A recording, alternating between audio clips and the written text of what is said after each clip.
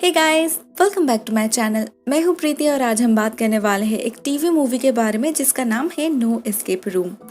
ये एक psychological thriller है, 2018 में रिलीज हुई थी और इस फिल्म की IMDb रेटिंग है 5.3 आउट ऑफ 10। ये कहानी है माइकल और कैरन की।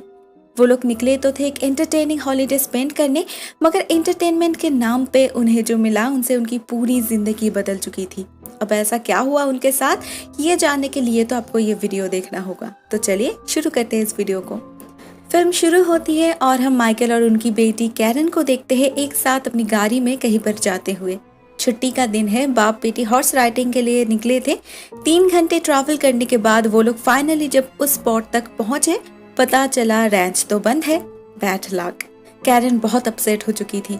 वो लोग घर लौटने लगते हैं, लेकिन लगता है आज का दिन ही खराब है। बीच रास्ते पे उनकी गाड़ी खराब हो गई। बहुत ढूंढने के बाद उन्हें गैराज तो मिला, लेकिन उन्हें कुछ देर तक वेट करना होगा। तो वो लोग कुछ खाने के लिए पास के ही एक रेस्टोरेंट में चले गए और वहाँ पे एक वेट्रेस बेट्सी उन्हें एक लोकल गेम के बारे में इन्फॉर्म करती है। उसका नाम है एस्केप रूम। रूमर से इस गेम में जो भी पार्टिसिपेट करते हैं वो लोग गायब हो जाते हैं। ऑफ कोर्स ये सारी बातें इस गेम को और भी ज्यादा अट्रैक्टिव बनाने के लिए ही स्प्रेड किया गया है, बट जोक्स अपार्ट ये गेम काफी फेमस है। माइकल तो राजी था ही, कैरन भी एक्साइटेड दिखाई दे रही थी, तो देर न करते हुए माइकल उसे लेकर उस घर में पहुंच जाता है। वो लोग दरवाजे पर नॉक करते हैं। पहले तो ऐसा लग रहा था शायद ये भी क्लोज हो चुका है, लेकिन तभी अचानक दरवाजा अपने आप खुल जाता है। देखने से तो ये घर कोई विंटेज मैंशन लग रहा था और अंदर जैसे कुछ ज्यादा ही सन्नाटा था। उन्हें लगा शायद सिर्फ वो दोनों ही पार्टिसिपेंट्स हैं, लेकिन तभी एक जोजी नाम की लड़की वहाँ पर कहीं से आ जाती है और उन्हें एक रूम में ले जाती है और वहाँ पर उनकी मुलाकात होती है और 3 पार्टिसिपेंट से, मेलेनी, टायलर और एंड्रयू। मेलेनी और टायलर कपल थे, लेकिन काफी अलग है। मेलेनी बहुत स्पोर्टिव है, वो ऐसे कई सारे गेम्स में रेगुलरली पार्टिसिपेट करती है, लेकिन टायलर ये सब बिल्कुल भी पसंद नहीं करता। ऑनेस्टली उसे डर लगता है। आज मेलेनी का जन्मदिन है, सिर्फ इसी वजह से वो मेलेनी का साथ देने आया है। एक दूसरे से इंट्रोडक्शन के बाद जोसी उन्हें एक रिफ्रेशिंग ड्रिंक ऑफर करती है और एक फॉर्म साइन करने के लिए देती है। जो सबूत है वो लोग अपने खुशी से, अपने मर्जी से इस गेम में पार्ट ले रहे हैं। बाकी सारे लोग तो स्केप्टिक थे, मगर मेलेनी जो एक एक्सपीरियंस्ड प्लेयर है वो कहती है ये कुछ इम्पोर्टेंट नहीं है, बस एक कस्टमरी ड्रेसिंग है फॉर द गेम। सभी लोग साइन कर देते हैं और उसके बाद मेलेनी उन्हें एक वीडियो दिखाती है और साथ में एक कहानी भी सुनाती है। लोग कहते हैं लास्ट कुछ सालों से इस शहर में बहुत अजीबोगरीब हादसे हो रहे हैं। लोग ऐसे ऐसे चीजों को देख रहे हैं जो शायद डरावने सपने से भी बदतर है। डॉक्टर्स का कहना था इस शहर में कोई बीमारी फैल रही है, लेकिन चर्च का कहना था ये शैतान का काम है। दिन गुजरने लगे और अल्टीमेटली पता चला इस सब का कारण इस घर में छुपा हुआ है। इन 4 दीवारों के बीच कोई अनहोनी हो रही है। इस घर में एक पागल साइंटिस्ट, एक इन्वेंटर रहता था जो इंसानों पर एक्सपेरिमेंट करता था और वो आत्माओं से बात करने का तरीका ढूंढ रहा था। ऑफिशियल्स के तरफ से 5 लोगों को भेजा गया इस घर में उस पागल को ढूंढने के लिए और जो भी कुछ हो रहा था उसे रोकने के लिए। लेकिन इस घर में एंटर करने के बाद से ही वो लोग जैसे गायब हो चुके थे। उनका कुछ भी कोई भी पता नहीं चल पाया। आज यहाँ पर जो 5 पार्टिसिपेंट्स हैं, उनका काम है उन 5 लोगों को ढूंढ निकालना। उनके पास सिर्फ 1 घंटा है। हर एक रूम में कुछ क्लूज दिया जाएगा। उन क्लूज को सॉल्व करने पर उन्हें एक चाबी मिलेगी जिससे वो लोग दरवाजा खोलकर आगे बढ़ पाएंगे। बस यही गेम है।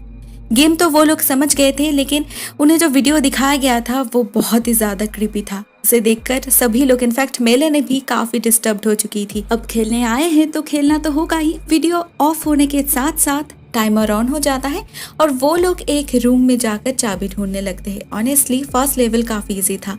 उन्हें एक रिकॉर्ड मिलता है जिसे प्ले करने पर उन्हें एक गाना सुनाई देता है जिसमें कुछ रैवन, स्नेक, पिग के बारे में लाइंस थे।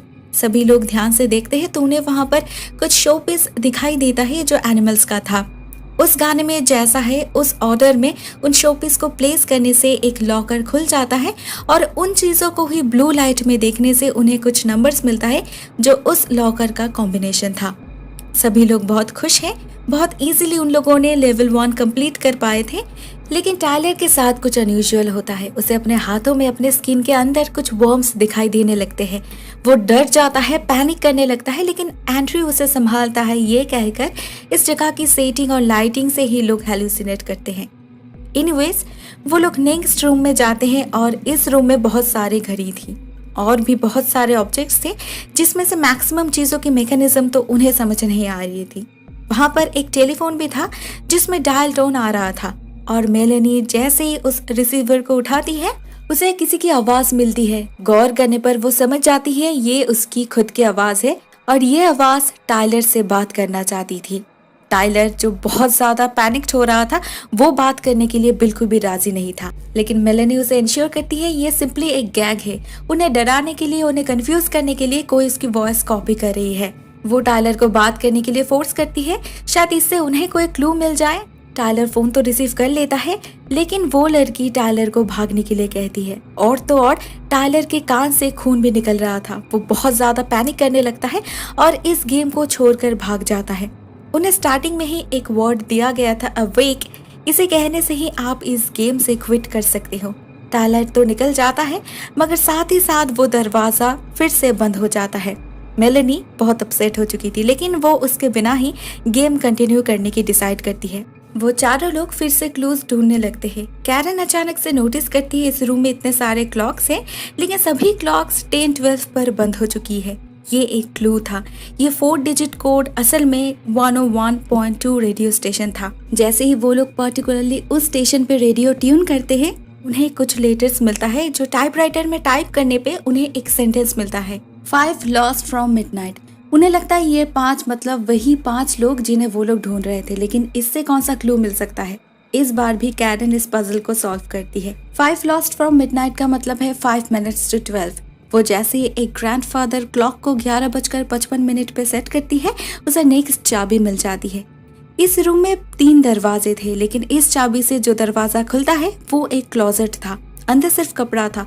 अब यहाँ से कौन सा क्लू मिल सकता है। माइकल और कैरन ढूंढने लगते हैं और उन्हें वहाँ पर अंदर कुछ हिलते हुए दिखाई देता है। जैसे ही वो लोग कवर को हटाते हैं, उन्हें वहाँ पर जोसी मिलती है, जिसकी हालत बहुत खराब थी। लिटरली वो मरने वाली थी, उसके पेट से बहुत खून निकल रहा था। वो कहती है वो इन्वेंटर अभी भी इसी घर में है और उसने ही उसके साथ ये सब किया है और वो इन लोगों को ढूंढ पाए इससे पहले ही इन्हें मास्टर के ढूंढना होगा, नहीं तो वो इन सब को मार डालेगा।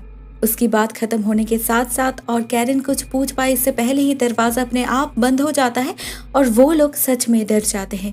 उनके पास इस रूम से बाहर जाने का बस एक ही तरीका था, एक विंडो, लेकिन वहां से सिर्फ कैरन ही पास कर सकती थी। कैरन वहां से निकलकर हॉलवे में पहुंच जाती है और उसे वहां पर किसी की विस्परिंग सुनाई देती है जो शायद उसने पहले भी सुनी थी, और उसे वहां पर जोसी भी दिखाई देती है जो सिर्फ जिंदा ही नहीं थी, हेल्दी भी थी। वो कैरन को उसे फॉलो करने के लिए कह रही थी, तो कैरन भी उसे फॉलो करने लगती है और वो एक बेसमेंट में जा पहुंचती है, लेकिन वहां पर पहुंचने पर उसे जोसी कहीं पर दिखाई नहीं देती। ये जगह बहुत ही क्रीपी था। ये कोई अबांडन्ड लैब या फिर कोई ऑपरेशन थिएटर जैसा लग रहा था। कैरन को याद आता है उसने गेम शुरू होने से पहले जो वीडियो देखा था, उसमें जिन इमेजेस को देखकर वो लोग फेक समझ रहे थे, वो सब कुछ यहाँ पर प्रेजेंट था। वो skeleton, human body parts, blood, even वो लाश भी, और ये प्रोस्थेटिक मेकअप तो नहीं लग रहा था। चारों ओर देखते हुए कैरन बिल्कुल श्योर हो जाती है यहाँ पर सच में इंसानों पर एक्सपेरिमेंट किया जाता है। मतलब उस वीडियो में जो भी दिखाया गया है, जो भी कहा गया है, वो बिल्कुल सच है। यहाँ पर चारों ओर बहुत सारे ह्यूमन पार्ट्स थे, बहुत सारे नोट्स थे, बहुत सारे स्केचेस थे जो एक्चुअल में एक्सपेरिमेंट डिटेल्स था। वो वैसे ही बहुत डर चुकी थी और अचानक उसे बाहर से किसी की डरावनी आवाज सुनाई देती है। वो जल्दी से बेसमेंट का दरवाजा बंद करके एक मेकशिफ्ट क्लोजेट के अंदर छुप जाती है, जहां अंदर उसके लिए कुछ और ही वेट कर रहा था। इधर जैसे ही कैरन दरवाजा बंद करती है, उधर वो दरवाजा अपने आप खुल जाता है, जिसे हजारों कोशिशों के बाद भी माइकल, मेलेनी और एंड्रयू खोल नहीं पा रहे थे। अभी वो दरवाजा ओपन है तो वो लोग बाहर निकलते हैं और टाइलर और कैरन को ढूंढने लगते हैं। और ढूंढते ढूंढते वो लोग एक रूम में जहां पहुंचते हैं, जहां पर फिर से एक वीडियो प्ले हो रहा था। फिर से कॉम्बिनेशन लॉक दिखाई देता है, लेकिन उन्हें आसपास कोई भी नंबर्स नहीं दिखाई दे रहा था। सभी लोग आसपास ढूंढने लगते हैं और वो लोग नोटिस करते हैं इस रूम में जो फैन था वो काफी अलग था। वो लोग श्योर है क्लूज वहां पर ही है। तो कुछ जुगाड़ करके एंड्रयू एक मिरर से प्रोजेक्शन लाइट को फैन पे रिफ्लेक्ट करता है, जिससे उन्हें फैन ब्लेड पे नंबर्स दिख जाता है। लॉक खोलने पर उन्हें ड्रॉअर के अंदर से चाबी भी मिल जाती है। एंड्रयू और माइकल तो निकल जाता है, मगर मेलेनी अंदर ही रुक जाती है और वो दरवाजा अपने आप बंद हो जाता है। असल में वो लोग जब निकल रहे थे तब मेलेनी की नजर गई थी वीडियो की तरफ और उसमें कुछ ऐसी चीजों को दिखाई जा रही थी जिसे देखकर वो बिल्कुल शॉक्ड हो गई थी, क्योंकि उसमें वो खुद को देख पा रही थी। चाबी अभी भी वहां पर ही थी, वो निकल सकती थी, लेकिन वो जैसे ही दरवाजे की तरफ आगे बढ़ रही थी वो फिर से रूम के दूसरे तरफ से ही निकल रही थी, बिल्कुल उस वीडियो की तरह। वो बार बार कोशिश कर रही थी, लेकिन वो घूम फिर के एक ही जगह वापस आ रही थी। तो वो दूसरे साइड से निकलने की कोशिश करती है और उस रास्ते से जाने पर उसे टायलर की लाश मिलती है जो सीलिंग से लटक रही थी। वो रोने लगती है, लेकिन तभी उसे फोन की घंटी सुनाई देती है। वो भागकर वापस आती है, फोन को रिसीव करती है और बिल्कुल लास्ट टाइम की तरह इस बार भी उसे फोन से अपनी ही आवाज सुनाई दे रही थी। वो पैनिक्ड हो चुकी थी और पागलों की तरह बात कर रही थी, लेकिन अपनी ही बातों को सुनकर उसे याद आता है उसने इन्हीं लाइंस को कहीं पर सुना है। उसने ये एहसास होता है उसने इन्हीं लाइंस को सिंगिंग रूम में सुना था और उसे तब लगा था कोई उसकी वॉइस कॉपी कर रही है, लेकिन असल में वो अपनी ही फ्यूचर फॉर्म से बात कर रही थी। टायलर से बात करने पर वो उसे वार्न करने की कोशिश करती है, लेकिन तभी उसे अपने आसपास किसी की साया नजर आती है। वो डर जाती है और वो एक लैडर से ऊपर जाने की कोशिश करती है, मगर वो ऊपर नहीं जा पाती। वो नीचे गिर जाती है और एक शार्प ऑब्जेक्ट पर जाके गिरने पर उसकी वहीं पर मौत हो जाती है। तब तक बाहर एंड्रयू और माइकल अलग होकर वे आउट ढूंढने लगे थे। माइकल अपनी बेटी को बुला रहा था, लेकिन कैरन कुछ भी कहने की हालत में ही नहीं थी। वो अभी भी उसी क्लोजेट में है और वहां पर अंदर और एक लाश थी। पहले तो वो किसी तरह से खुद को संभाल रखी थी, लेकिन अचानक से वो लाश हिलने लगी। कैरन भाग भी नहीं सकती थी क्योंकि वो फील कर रही थी बाहर कोई है, लेकिन वो और खुद को कंट्रोल नहीं कर पाती और बस वो चिल्लाने ही वाली थी, तभी अचानक से एंड्रयू उसे ढूंढ निकालता है। लेकिन तब वहां पर कोई भी लाश नहीं थी। वो लोग इस क्रीपी बेसमेंट से निकलना चाहते थे, लेकिन क्लोजेट का दरवाजा खोलने के साथ साथ ही बेसमेंट का दरवाजा बंद हो चुका था। मतलब यहाँ पर भी उन्हें कोई क्लू ढूंढना होगा। एंड्रयू को वे आउट मिल जाता है और कैरन को भी एक ब्लूप्रिंट मिलता है, जिससे उन्हें चाबी के लोकेशन के बारे में तो पता चल जाता है, लेकिन वो असल में एक टॉयलेट पॉट था जिसकी हालत डिस्गस्टिंग थी। उसे देखकर ही घिन आ रही थी, लेकिन इस हालत में वो बाहर निकलने के लिए कुछ भी कर सकते थे। अंदर हाथ डालने पर उन्हें फिर से कुछ बॉडी पार्ट्स और फाइनली वो चाबी मिल जाती है। वो लोग लॉक खोलकर अंदर जाते हैं तो पता चलता है ये एक बहुत ही नैरो पैसेज वे था और आगे बढ़ने के लिए उन्हें क्रॉल करना होगा। वो दोनों आगे तो बढ़ने लगते हैं, मगर लग रहा था जैसे ये एंडलेस टनल है। कैरन सफोकेट करने लगती है तो एंड्रयू उसे एनकरेज करता है, लेकिन उस टनल से सिर्फ कैरन ही बाहर निकल पाती है, क्योंकि बाहर आने से कुछ देर पहले ही एंड्रयू को कोई खींचकर अंदर ले जाता है। हमें सिर्फ उसकी चिल्लाने की आवाज़ सुनाई देती है। कैरन बाहर तो आ चुकी थी, मगर उसके सामने ही मेलेनी की लाश थी, जिसे देखकर वो चिल्लाने लगती है। और माइकल, जो अभी तक हॉलोवे में ही भटक रहा था और बहुत सारे अजीब चीज़ों को एक्सपीरियंस कर रहा था, वो भागकर इस रूम में आ पहुंचता है, क्योंकि कैरन के बाहर निकलने के साथ साथ ही वो पैसेजवे का दरवाज़ा बंद हो चुका था और इस रूम का दरवाज़ा खुल गया था, जिससे माइकल इस रूम के अंदर तो आ पाता है, लेकिन उसके अंदर आने के साथ साथ ये दरवाज़ा भी बंद हो चुका था। माइकल अपनी बेटी को लेकर फिर से वे आउट ढूंढने लगता है और तभी उन्हें टायलर की लाश मिलती है। इस रूम में माइकल पहले भी आ चुका था, तो उसे पता है कैसे निकलना है। इस बार अपनी बेटी को लेकर वो इजीली निकल जाता है, लेकिन जैसे ही वो लोग हॉलवे में वापस जाते हैं उन्हें वहां पर टायलर दिखता है, जो सेकेंड रूम से गेम क्विट करके भाग रहा था और उनके सामने ही कोई उसे एक रूम के अंदर खींच लेता है। वो लोग उसके बिल्कुल सामने ही थे, उसे बुला रहे थे, मगर वो जैसे उन्हें देख ही नहीं पाया। उसे देखकर वो लोग भी चौंक गए थे, क्योंकि वो लोग अभी अभी उसकी लाश देखकर आ रहे हैं। अभी तक उन लोगों ने जो कुछ भी देखा था, सुना था, महसूस किया था, सब कुछ का सिर्फ एक ही मतलब हो सकता है। ये घर, ये गेम, ये जो कुछ भी है, ये एक एको है। उन लोगों ने इस घर में आने के बाद से जो कुछ भी हुआ था वो सब कुछ रिकॉर्ड करके बार बार प्ले किया जा रहा था। मेलेनी वो प्रैक्टिकल एक्सपीरियंस कर पाई थी। वो समझ चुकी थी ये एक एंडलेस लूप है, बट अनफॉर्चुनेटली वो किसी को कुछ भी नहीं बता पाई। उन्हें पता है टायलर, जोजी मर चुकी है, मगर फिर भी वो लोग बार बार उन्हें देख पा रहे थे। एट सम पॉइंट इनमें से हर कोई अपने पीछे साया देख पाए थे। सिंपली ये घर उनकी पास्ट रिफ्लेक्शन को ही रिप्ले कर रही थी। पास्ट सेल्फ फ्यूचर सेल्फ को तो नहीं देख पा रहे थे, मगर फ्यूचर सेल्फ के लिए सब कुछ बिल्कुल क्लियर हो चुका था। माइकल और कैरन फिर से उसी सेकेंड रूम में एंटर करते हैं और उनके आगे का स्टेप उन्हें पता है। मगर जब टाइम सेट करने की बारी आती है तब 11:55 सेट करने से भी कुछ नहीं होता। कुछ बदल चुका था। दे रियलाइज्ड पहले वो लोग 5 थे लेकिन अभी वो लोग 2 है, मतलब 2 minutes to 12, मतलब 11:58 में टाइम सेट करना है। और उनका गेस बिल्कुल सही था। ऐसा करने से ही उन्हें क्लॉसेट की चाबी मिल जाती है। वो लोग पहले से ही प्रिपेयर्ड थे। उन्हें जोजी से ही पूछना होगा बाहर कैसे जाना है, लेकिन जोजी कुछ भी एक्स्ट्रा नहीं कहती, मतलब वो कह नहीं सकती थी क्योंकि वो सिर्फ एक रिफ्लेक्शन है। कैरन नोटिस करती है पहले जोजी एक लॉकेट पहन रखी थी जो अभी नहीं है, मतलब वही मास्टर की है, मगर वो कहाँ है। कैरन को ये भी याद आता है बेसमेंट में जो नोट्स था वहाँ पर कुछ अजीब सी लाइंस थे जैसे फॉरेन ऑब्जेक्ट्स इन स्टमक, और जोजी के पेट से खून बह रहा था। रिसेंट स्टिच भी था, तो हो ना हो वो चाबी उसके पेट में ही है। माइकल जोजी के पेट के अंदर हाथ डाल के वो चाबी ढूंढ निकालते हैं और उसी चाबी से इस कमरे का और एक दरवाजा खुल जाता है जो इस घर से बाहर जाने का रास्ता था। मतलब दे वर एब्सोल्युटली राइट, यही वो फॉरेन ऑब्जेक्ट था, यही वो मास्टर की था जिससे वो लोग एट लास्ट घर से निकल पाए थे। लेकिन वो लोग उसी रेस्टोरेंट में पहुंच चुके थे, मतलब वो रेस्टोरेंट ही इस लूप का एंट्रेंस और एग्जिट है। जो भी हो, थैंक गॉड फाइनली वो लोग उस लूप को ब्रेक तो कर पाए थे, यही बहुत है।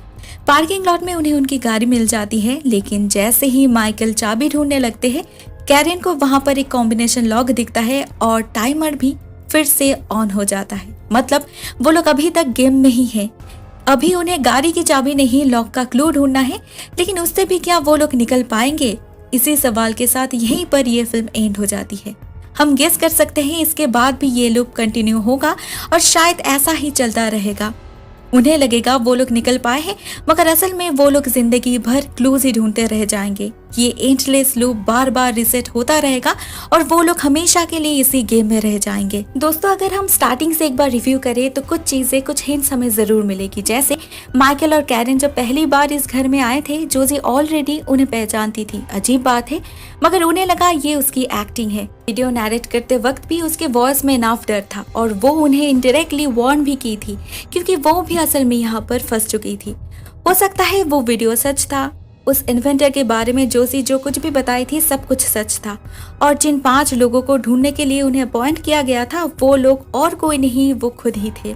अवेक जो क्विट वर्ड था वो शायद उस इन्वेंटर को बुलाने का तरीका था, क्योंकि अगर देखा जाए तो सब कुछ सिनिस्टर शुरू हुआ था उस वर्ड को अटर करने के बाद से ही। हो सकता है उस पागल इन्वेंटर ने सच में ऐसा कुछ अजीब इन्वेंट किया था जिससे वो इस घर को एक एंडलेस टाइम लूप बना दिया था और फर्दर एक्सपेरिमेंट के लिए उसे बेस्ट कैंडिडेट चाहिए। इसीलिए वो इस गेम को लास्ट वन सर्वाइवर तक कंटिन्यू करना चाहता है। ये भी हो सकता है माइकल और कैरन के बीच जो भी लास्ट तक सर्वाइव करेगा वो ही इस गेम का अगला होस्ट बनेगा। उस वीडियो में ऐसे बहुत सारे इमेजेस थे जो एक्चुअली बाद में उन्हें रियलिटी में दिखाई दिया था। इवन उस वीडियो में टायलर की लाश भी थी। ऑफ कोर्स उसका फेस नहीं दिखाई दे रहा था। हो सकता है उस रेस्टोरेंट में वो जो वेट्रेस थी, बेट्सी, वो ही उस पागल इन्वेंटर के लिए सब्जेक्ट सप्लाई करती थी, क्योंकि वो इस प्लेस की बहुत तारीफ कर रही थी और उसने ही मेनली माइकल को एनकरेज की थी उस घर में जाने के लिए। दोस्तों, बहुत कुछ हो सकता है, आप अपने तरीके से भी इंटरप्रेट कर सकते हो। ये फिल्म लॉजिकल तो नहीं है, मगर डेफिनेटली एंटरटेनिंग है। टेंशन, थ्रिल, सब कुछ 100% है। दोस्तों, मैं ये वीडियो यहाँ पर ही एंड करती हूँ। Thank you so much for watching this video guys. Tata.